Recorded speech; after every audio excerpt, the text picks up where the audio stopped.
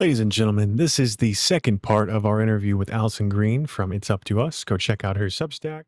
Thank you guys so much. Before we move on to the other things, and I'm also dying to just talk about the on the boots, on the ground investigation. Yeah, Can you put up those other two graphics, the I can. second one first? Here's Okay. that one. So what is this? Yeah. So what this is that I was tracking the numbers, but Florida has a clear deadline, which is that voting registration closes on October 7th in Okay, 2024. so we've got here The a 8th couple entries through the before. Oh, yeah, No, the 8th is after the deadline. right after. So Okay. all of this is after the registration deadline passed. There were still people registering, and you can't see it on this, but I believe it was the 9th. The registration for the Republicans was the highest it ever was. So it You was had going up. well, both of these are still following the same pattern, pretty much the 0.01% up for Republicans and others, and down for Democrats and MPAs. And I have to change that graphic, by the way. But what I also noticed is that there were more people registered. The single biggest day for registrations for Republicans was on October 9th, 2 days after the registration deadline. So this is already kind of odd. But can you go to the next one real quick? Yep. So what This I'm understanding is you said that the cutoff was the 7th. October 7th. And And yet, so, so what yeah, we would expect to see, right, is if it was the cutoff and there was an upcoming election, why would you register right after the cutoff, right? There's no election for you correct. to be engaged in for the next 2 however years. long. 2 years. Yeah, there you go. And so that was already, and I'm going through it quickly, but there's a little bit more in the article, in the post. But what I'm talking about in the upcoming post is going to be that even after election day, the numbers kept going. Kept And going. So pattern was completely the same. But this is what I wanted to point out to you. One of the single biggest days for Democrats, so actually, not one of the, so the single biggest day for the Republicans was 2 days after the registration deadline. So, assuming that that shouldn't make a difference if they were following the law. But if they actually were not following the law, and you and I have found a lot of places in Florida where they're not well, we'll following talk the about law, that here in a moment. Yeah. but they could show up at the polls. Early voting started on October 21st, and those Republicans could show up and be in the voter rolls if the cutoff wasn't being watched. Now, what happens is the largest single day where Democrats were actually added to the voter rolls was after Election Day. And Interesting. yeah, I actually met with the supervisor of elections, the head of the voter registrations, and with the IT people. And I showed them the spreadsheet and I said, "Can you explain that?" And they said, yes, we can.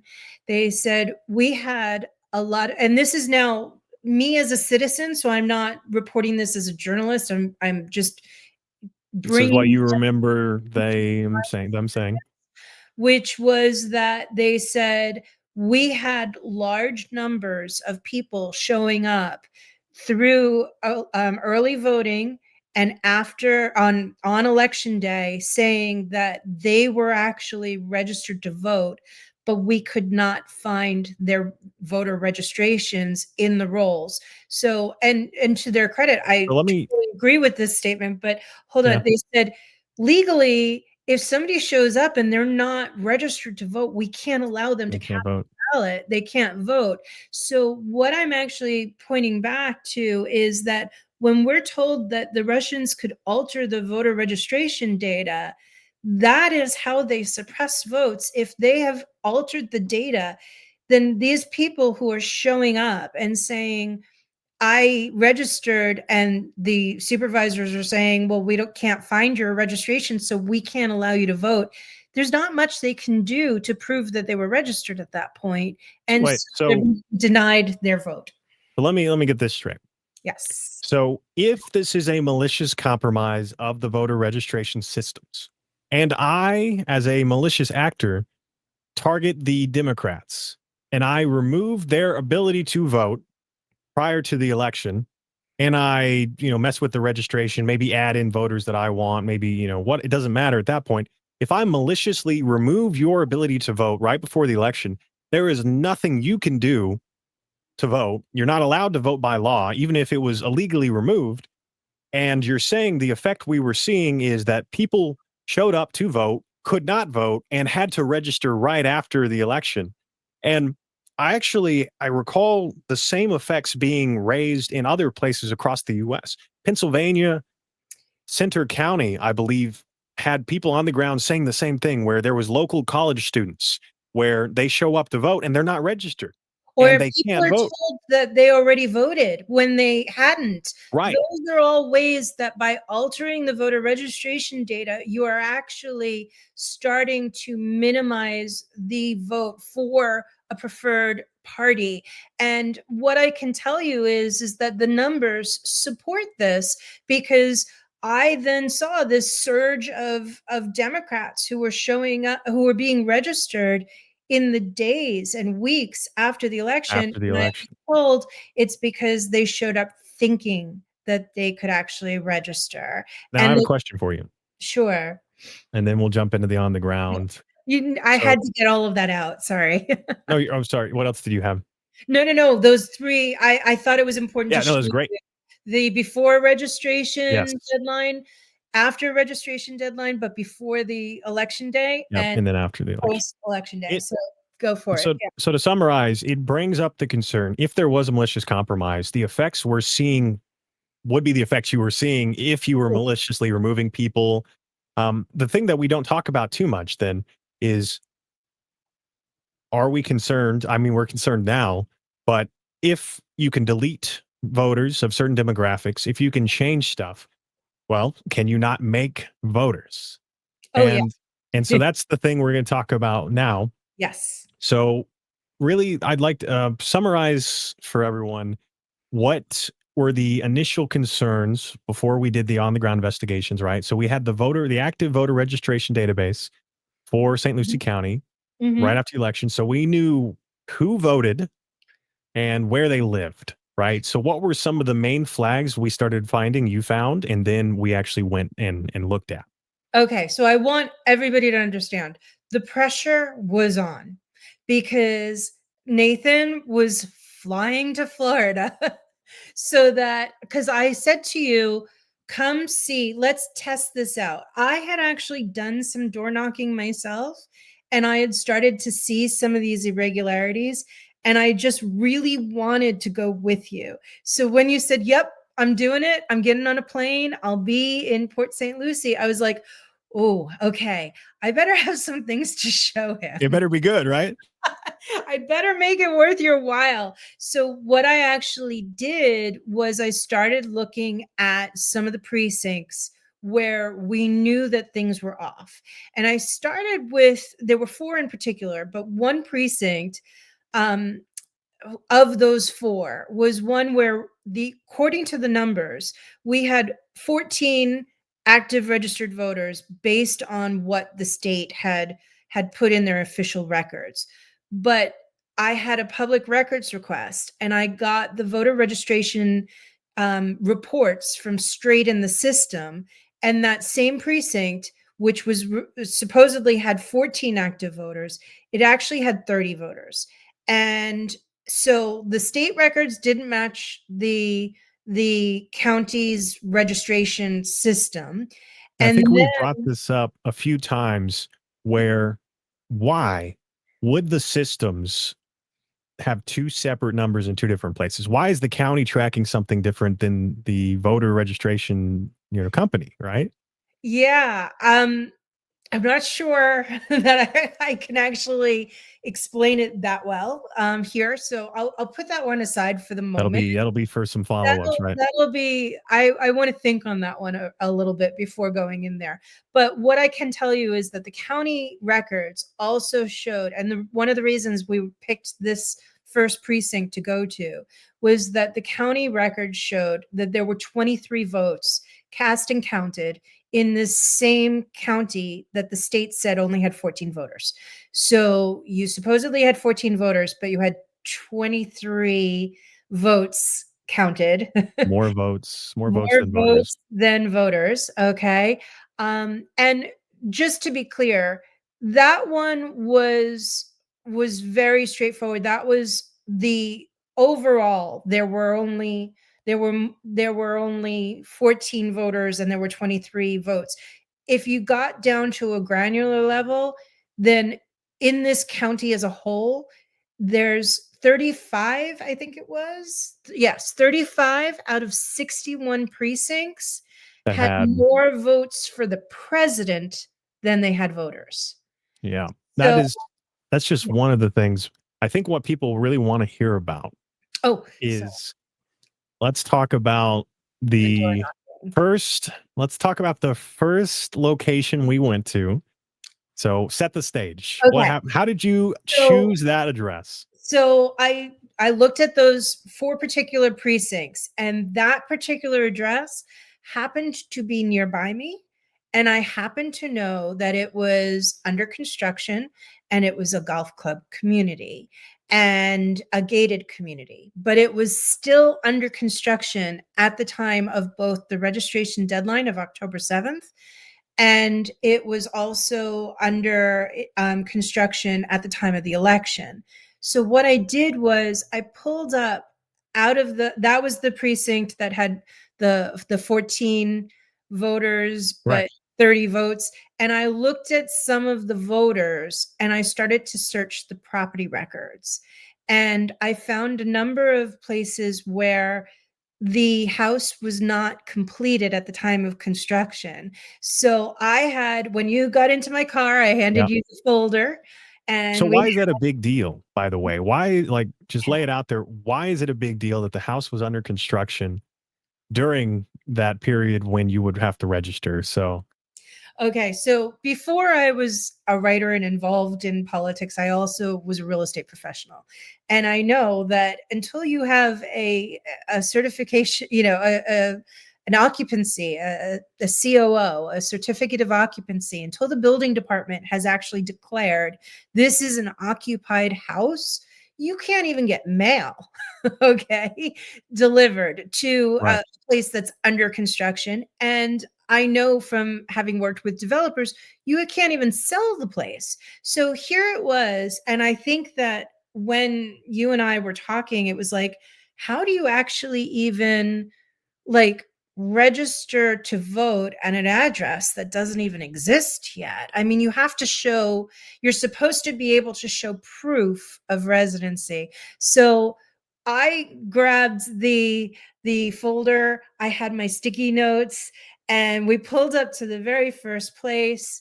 We knocked on the door, and why don't you take it from there? Yeah. Ethan? So, to be honest, door knocking is a terrifying experience. Yes.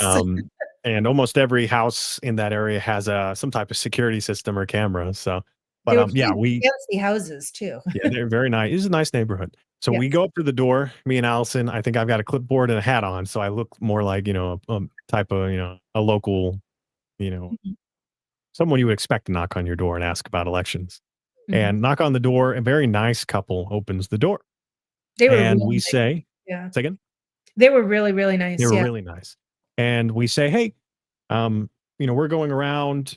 I don't remember the exact wording, but we're pretty much like, "Hey, we're going around canvassing or looking at last election results and stuff, and we see that um, your husband voted in the last election.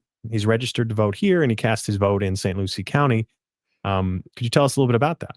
And they say, "Oh, well, that's weird because we didn't live in St. Lucie County during the last election, the 24 November election. We actually lived in Palm Beach." And I think, as you said, what she said is it was actually they had a celebration for the husband because that was the first time he's voted.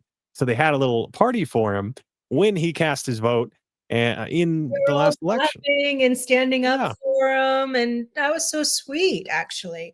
But yeah, it didn't And really. then we said, "Hey, are you aware that on the record it shows that not only was he registered to vote here, but he cast his vote here in St. Lucie County from this address?" And they looked I mean, the response was pretty much that can't be possible. Mhm. Let's call the county. Let's figure it out. And that was the first door we knocked on. Absolutely. And it got a little crazier from there. But Yeah, as so we said, and so yeah, these people, just to clarify, it just sounds as though they very legitimately both cast their votes. The husband and the wife cast their votes in Palm Beach County. But and this is where I it's also really weird because I've also gotten you can get CDs basically from I don't know if they're CDs or whatever they are, discs from the state with all of the data registration, and it shows them having voted in Palm Beach. But that's where I know, like, part of me was like maybe their records were brought over, but it doesn't show that the wife voted in St. Lucie County, just the just husband. the And husband. and that wasn't the only issue we found when I visited. So what were the other like two major places we went to? And then we'll kind of like, Yeah. wrap up. Okay, yeah, because so the next place I had to take you was because this is the Phantom Precinct. So explain what that means real quick, because we know what it means, but on the numbers, why is it called the Phantom The Phantom Precinct and what's going Precinct, on here? because no matter how many times I perused the state documents, they have the precincts broken down into like point Yeah, one or like a point full number and a half number, full like number to a 19.5. exactly. And I believe it was either 89.3 or 89.4. I think it's 89.3. And I could not find this precinct anywhere in the state records, but the county records show that there are 5 people in this non-existent, so what we called a phantom precinct. And interestingly enough, all 5 of the registered voters in that phantom precinct that does not actually Doesn't exist in show up on the books right. records, Yeah. they all had the same address, but 2 or 3 of them it was really funny because, like, I know sometimes you use for an apartment number, you use APT, sometimes you use unit, and there were of the 5 voters that were registered, it was the same address, but 2 of them said an apartment number, 1 of them said a unit number, and 2 of them just had that address.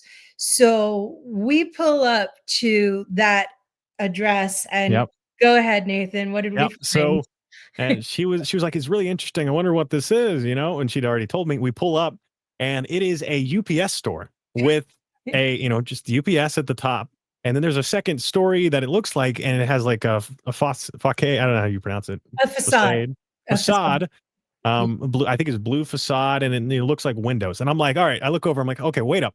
Maybe there's people living on that second story. Let's go in and talk and ask them. So we Yes. walk in, we walk in, open the door. Yeah, it was pretty busy too. So we had a bunch Yeah. of people waiting behind us and in front of us. And we go up to the desk. We're like, hey, we're here, looking at registration information for the last election. Are there any residents like on the second floor? Does anyone live here? And what was the response the gentleman said to us? I think he said, I think he actually said he laughed and said, "Yeah, nobody lives here." And I think we said, "Is there anybody upstairs?" And he goes something like, "Well, that would help with the rent, but oh, no." yeah. So they And there was sorry, no one guys, there. I know I'm laughing, but it was just such a It bizarre was experience. it's This is just not funny. yeah. Like, this is not funny, but it was just so bizarre in those moments that we just kept going, and the data is just not Yeah, matching and reality. I mean, and I asked, "Hey, can I talk to your manager?" They're like, listen, like, there's nothing here." Oh, no, he And said I was the manager. I am the oh, phew, manager, I think I yeah. was so blown away at that point. But so that I was like, okay, well, that doesn't make any sense. And I think, as we talked about by law, they're not allowed to use a PO box as their primary like residence. They have to have a primary residence separate to that type of And thing, anyways. yeah, and But it was a here residential I address. wanna make sure that I'm clear about this. So there's about 2,000 post office box lists listed in St. Lucie County. Of the 242,000 active voters, about 2,000 are PO boxes. And I think that you can legally use a PO box as long as you have a residence, but the thing that was unkosher about this particular phantom precinct beyond the fact that it was just a phantom, that it was a phantom and didn't Yeah. show up in the books, was that they didn't give any other contact information. So therefore, there was almost no way to track these people down unless we stake out the UPS store every single day. Well, We'll never find that's these people. well, the thing is, that's if these are real people. And I think that's Yes. what we're starting to ask. And we'll have one more example. And this was the other big one, right? So we went to Okay. a boat marina, right?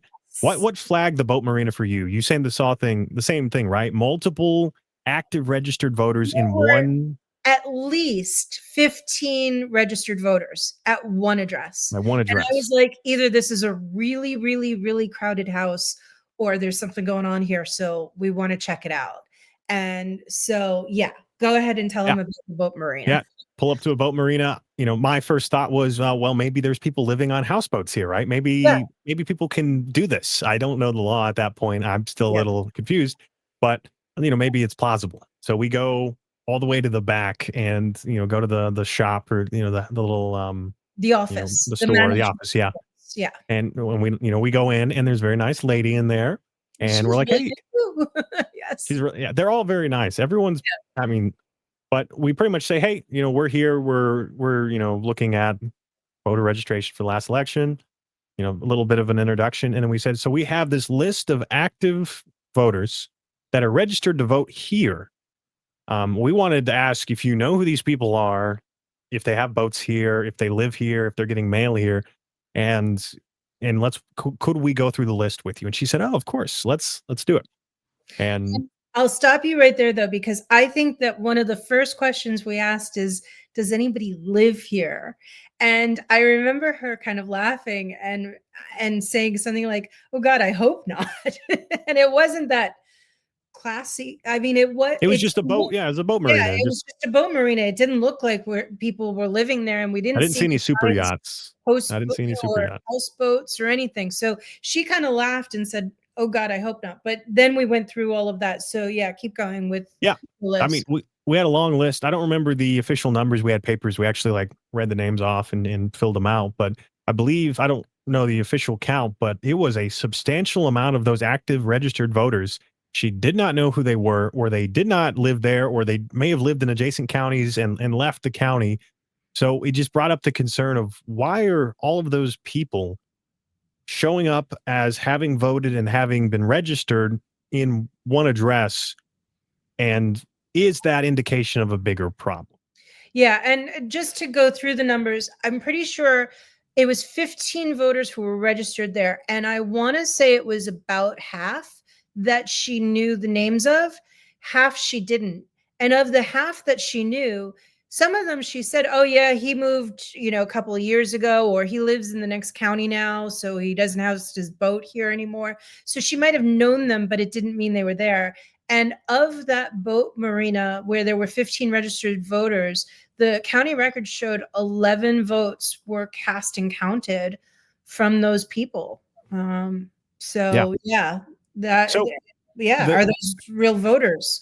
the question we get now is, or I guess the question we have as we do this investigation and we proceed forward, is, if there is a compromise of the voter registration system, and you are not only deleting voters, which we've shown the records are showing a noticeable decrease, which is flagging some concern. You didn't mention this, but you've put this in your report. There's going to be a lot more that you make public as we go forward. But I think one of the things you mentioned a lot is there was removed active voters from St. Lucie County. What was the number on that?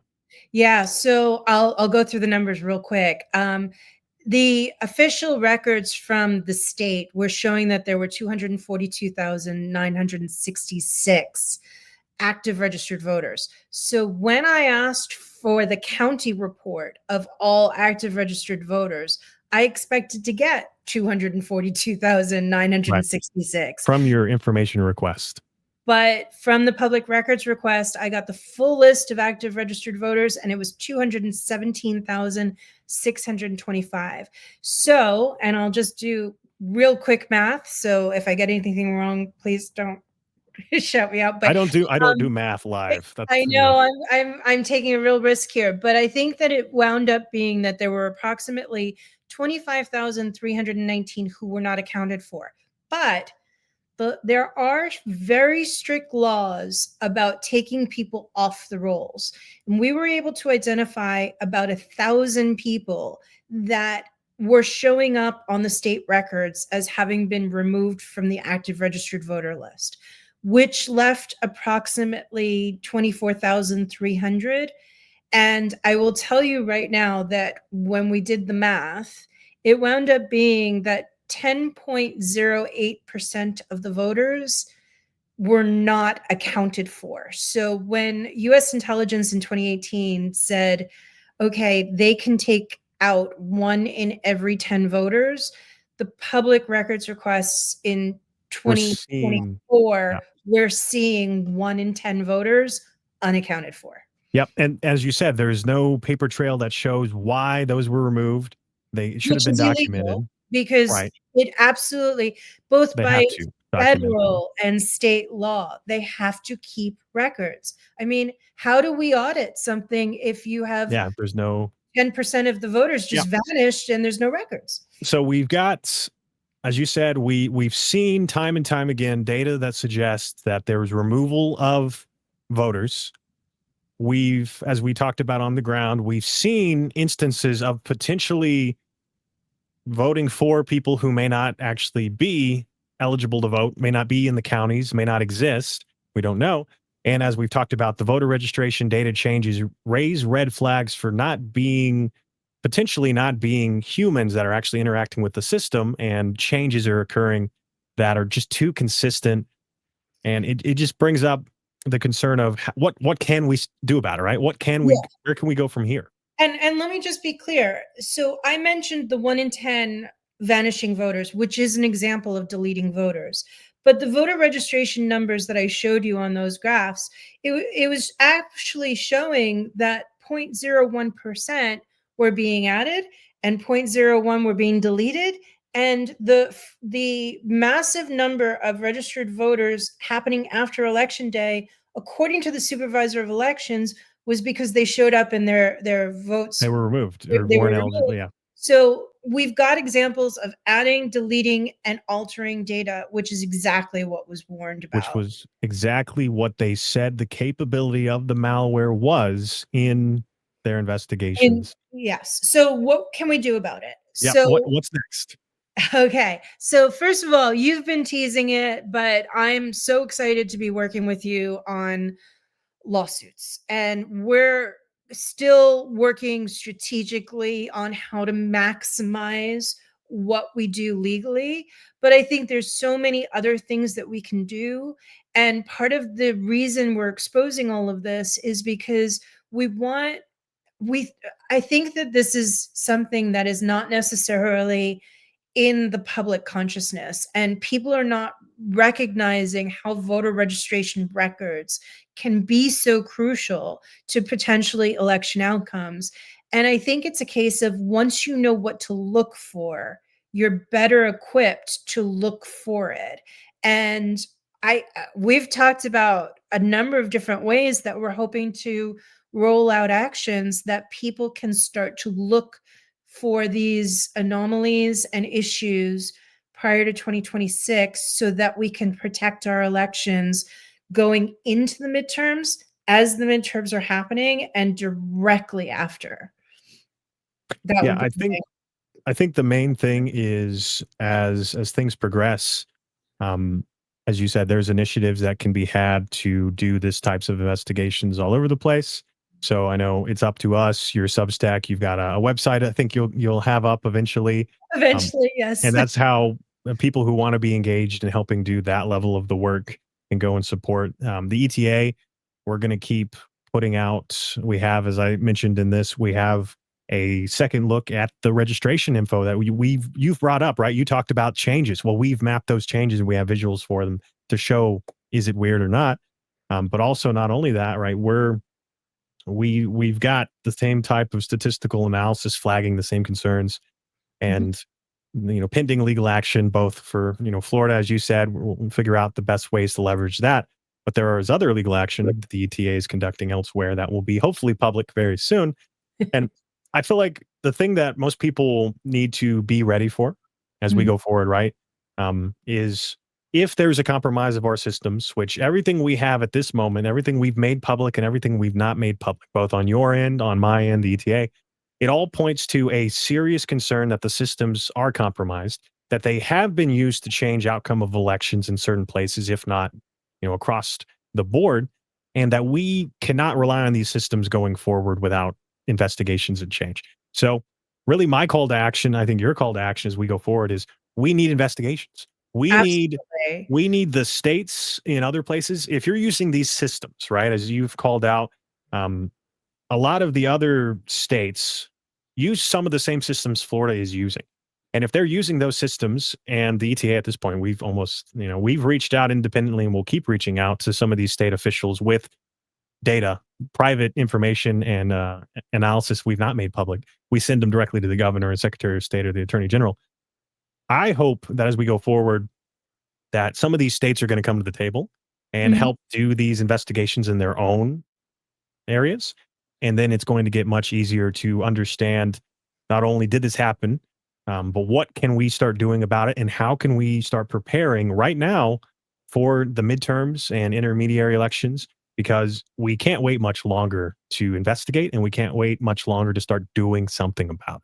So many people, that's such an important phrase. So many people say we have to do something. And that's why we created It's Up to Us. We're starting by rolling out this information, and we're so excited to be kind of partnering with you on it. It's very new for all of us, but it's not up to ETA. It's not up to It's Up to Us. It's up to all of us together. And like, I know we both work with Lulu and Smart Elections. Like, it's going to take all of us coming together. And so, one of the things is we're currently looking for volunteers also who can help us with rolling out these with these actions to protect our elections. There's just so much that has to be done. So, we're starting by exposing the problem, because until you understand a problem, you can't solve a problem. But then we're not stopping at the exposing, but we have to all get onto the same page. Then we Yeah. can be strategic about how we take actions and where we take action. So, if I may, Yeah. because our website is not up yet, if anybody wants to reach out to us, um, we have an email address. It's up to us at grassrootsspeak.com.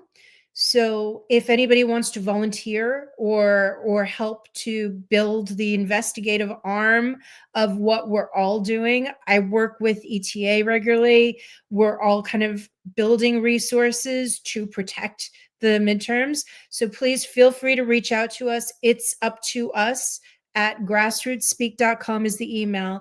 And then the reality is the voter records, I was investigating for a full year, and it's way too much. This is not something you can disseminate in one headline, in one article. Yeah. So rolling it out strategically, because it's a complicated story and we want people to follow along. So we've just started posting. Um, I want to make it clear the first two, there's almost so much to this investigation that we did an overview in the first two posts. This past week, we put in our third post, but that's actually the start, and it has some of the registration numbers, and we're taking you through all of the information for the weeks to come. So Episodes. yeah, Yeah. it's like an episodic thing. And Yeah. so please subscribe to the Substack at itsuptous.substack.com. It is free, although if anybody can become a paid member, it helps to fuel the The investigation investigations. Yeah. and the actions that are to come. But also, just subscribing allows you to see when we drop our next thing.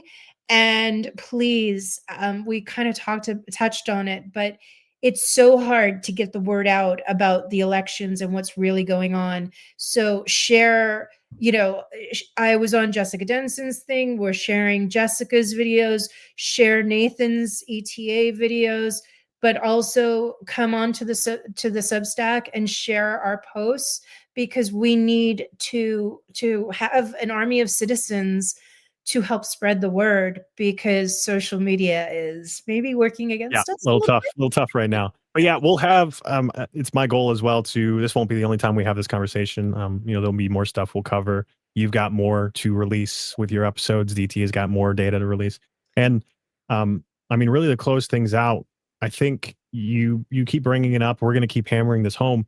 We can't just bury our heads in the sand and say, well, the people can't just be like, oh, we'll get them next time, right? No. It has to start right now.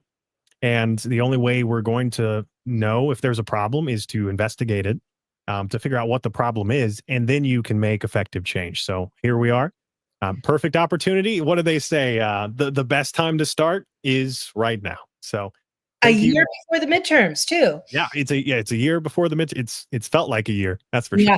But thank you so much. As I said, we're gonna have some awesome stuff in the near future, and you're amazing. And I will, have we'll have some fun with the whole legal stuff as we progress. So thanks so much, Alison, for covering everything. So much for having me, Nathan, and it's been a pleasure working with you for these 8 months. And I can't wait to start showing everybody all the good work we've been doing. Thank you so much. Don't forget to subscribe, leave us a like, a comment, and thank you guys very much. More to come.